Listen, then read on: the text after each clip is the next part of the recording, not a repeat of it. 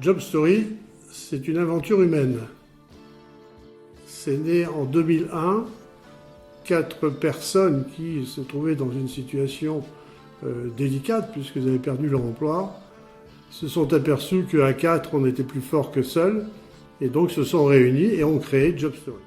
Alors, l'association a évolué évidemment dans sa démarche depuis 2001, mais l'idée est toujours la même, c'est-à-dire permettre aux gens qui sont dans cette situation de sortir de l'isolement. Le premier point, c'est sortir de l'isolement. Le deuxième, c'est effectivement, grâce à ça, gagner de la confiance, qui a quand même été émoussée. Et puis, le troisième point, c'est oser. Les personnes qui ont eu des responsabilités,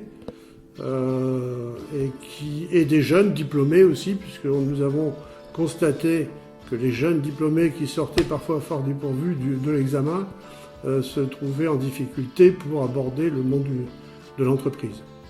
Pas de profil idéal, je ne vais pas m'appuyer sur l'IA pour effectivement déterminer les profils parfaits pour Job Story, puisque nous pratiquons l'IH. Nous sommes partenaires de Pôle emploi, nous animons des ateliers et c'est là aussi que ça nous permet de faire connaître Job Story, puisque les personnes peuvent aussi aller à droite, à gauche, la PEC et autres structures pour aussi prendre des choses. Mais nous, il y a cet aspect, je ne vais pas parler de famille, mais de groupe.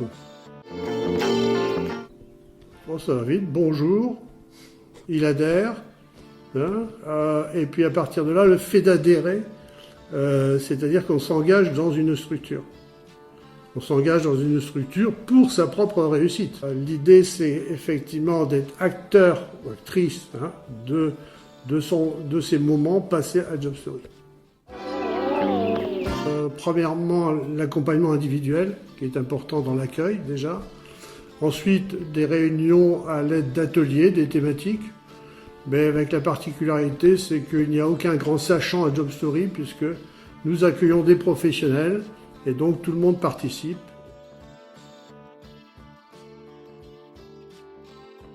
Travailler sur le projet professionnel, ça c'est incontournable.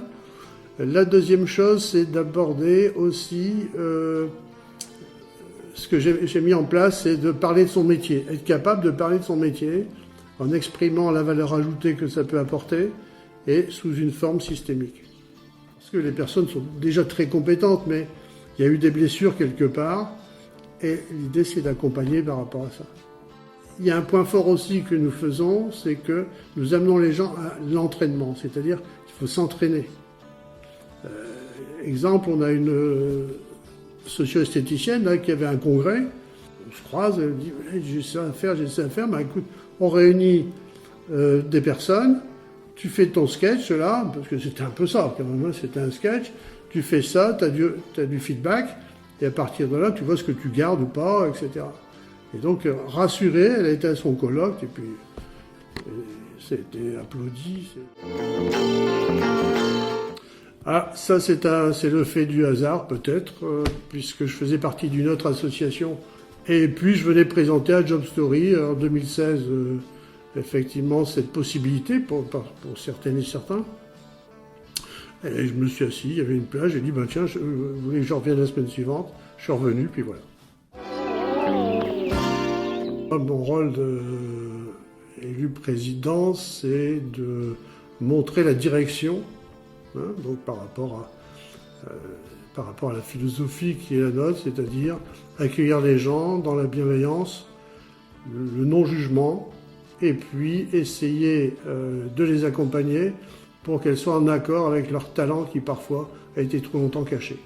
Le gaspillage des talents m'insupporte, et donc là ça permet effectivement de booster les gens, de les amener à réfléchir pour dire ouais, je sais faire, j'y vais.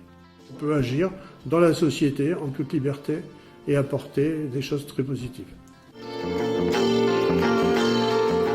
Disons qu'il y a 3 personnes au niveau du bureau, donc ma manager générale, le secrétaire et moi-même, on doit consacrer au moins 30 heures par semaine.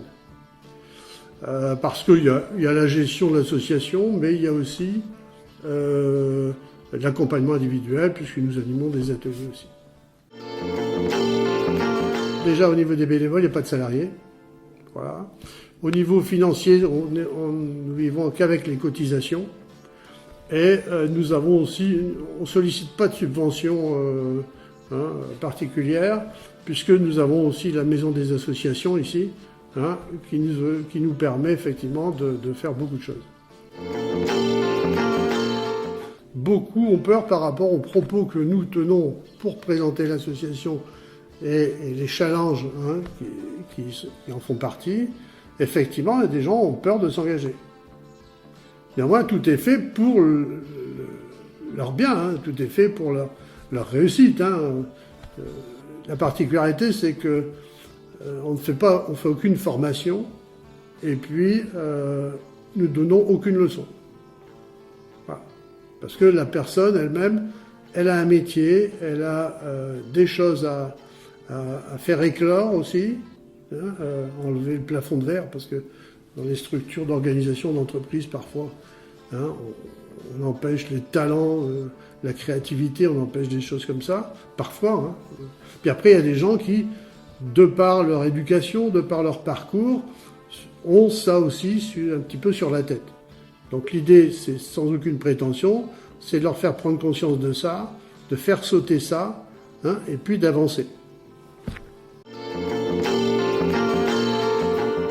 Bienveillance, non-jugement, et tout le monde est acteur de son avenir. Donc c'est pour ça qu'on a mis « oser ».